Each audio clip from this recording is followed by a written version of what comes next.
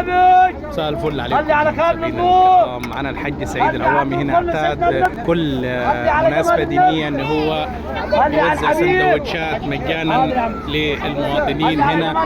النهارده في ساحة ابو الحجاج بيحتفل بقرب حلول شهر رمضان المبارك. كل عام وحضراتكم بخير.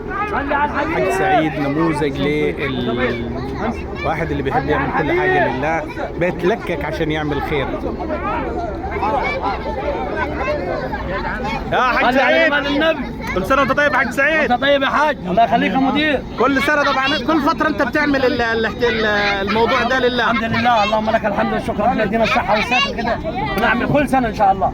انت بتحتفل النهارده بقرب حلول شهر رمضان يا مدير.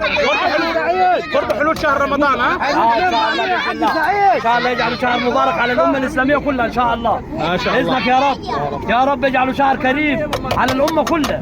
دلوقتي حاج سعيد لسه بتبيع فول، رغيف الفول بكام دلوقتي؟ هم 3 ب10، احنا قاعدين لغايه لما نموت. ما شاء الله.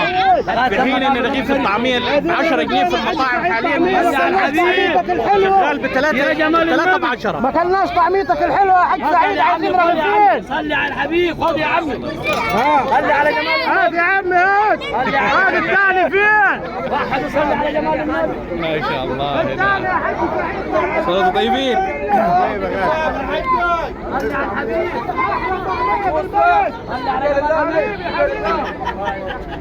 صلي على الحبيب.